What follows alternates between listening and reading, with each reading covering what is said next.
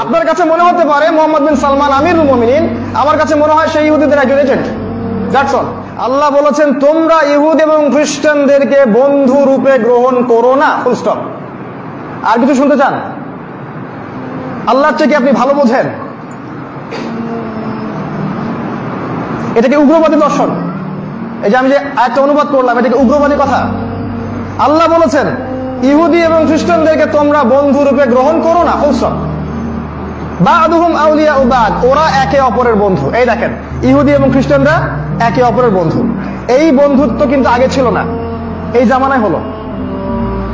ওয়া মা ইয়াতাওয়াল্লাহুম মিনকুম ফাইন্নাহু মিনহুম, তোমাদের মধ্যে মুসলিমরা কেউ যদি ওদের দিকে মুখ ফিরায়, ওদের সাথে বন্ধুত্ব করে, সে এই উম্মার কেউ না, সে ওদের অন্তর্ভুক্ত।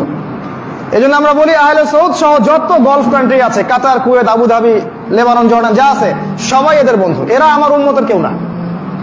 আপনার কাছে মনে হতে পারে মোহাম্মদ বিন সালমান আমিরুল মুমিনিন, আমার কাছে মনে হয় সেই ইহুদিদের একজন এজেন্ট। That's all. কারণ আমরা বুঝি কোরআন দিয়ে পলিটিক্যাল সায়েন্স কি জিনিস। আপনাকে কিছু আইওয়াশ দেখায়, মসজিদ করে দিবে, মাদ্রাসা করে দিবে, টাকা পয়সা ডোনেট করবে। ওই টাকা তো আমার টাকা, ওটা আমাদের টাকা। ওকে তেল বিক্রি করে এত টাকা কে দিতে বলেছে? ডলার কেন্দ্রিক। যখন পেট্রো ডলার বুঝবেন তখন বুঝবেন এই সম্পদ আমাদের সম্পদ, উম্মার সম্পদ। এটা উম্মার সম্পদ। কেন তুমি ডলার দিয়ে এক্সচেঞ্জ করলে ওদের সাথে?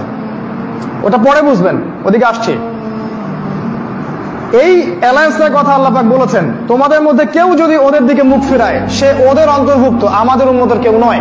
সূরা বাকারায় যান, আল্লাহ পাক আরো কড়া কথা বলেছেন। আল্লাহ পাক বলেছেন যে ওয়ালান তারদা আনকাল ইয়াহুদ ওয়ালান নাসারা হাত্তা তাত্তাবি'a মিল্লাতাহুম, হে নবী, যতক্ষণ পর্যন্ত আপনি ইহুদি এবং খ্রিস্টানদের মিল্লাত গ্রহণ না করছেন, ততক্ষণ পর্যন্ত তারা আপনার উপর সন্তুষ্ট হবে না। তার মানে ইহুদি এবং খ্রিস্টানরা যদি কোনো ব্যক্তি, কোনো পরিবার, কোনো সমাজ, কোনো রাষ্ট্রের উপর রাজি খুশি হয়, বুঝতে হবে এরা ওদের গোলাম বা দাসে পরিণত হয়েছে। যখন ইহুদি খ্রিস্টানরা কারোর উপর সন্তুষ্ট হবে, বুঝে নেবেন আমি আর ইসলামের মধ্যে নাই, আমি ওদের পশ্চিমা শয়তানদের পালিত কুকুরে পরিণত হয়েছে, এক কথায়। আর যখন দেখবেন কোন মুসলিম সম্প্রদায়ের উপরে বা বিরুদ্ধে ওরা তেড়ে আসছে, তাহলে বুঝবেন নিঃসন্দেহে এরা হকের উপর আছে। এই কারণেই তারা ওদের উপর তেড়ে আসছে, কোনো সন্দেহ নাই। এটা সূরা বাকারার মধ্যে আছে। এই যে অ্যালায়েন্সটা গঠন করা হলো, এরপর তারা যেটা করলো, তারা বিশ্বের প্রাকৃতিক সম্পদগুলোকে আয়ত্ত করতে শুরু করলো। কি মাস্টার প্ল্যান! বিশ্বের প্রাকৃতিক সম্পদ যেমন ডায়মন্ড, যেমন গোল্ড, সোনা, রূপা এবং তেল, এগুলোকে তারা নিজেদের হাতে নেওয়া শুরু করলো। আফ্রিকার মহাদেশ থেকে তারা নিতে শুরু করলো ডায়মন্ড, মাইনিং করে করে ডায়মন্ড।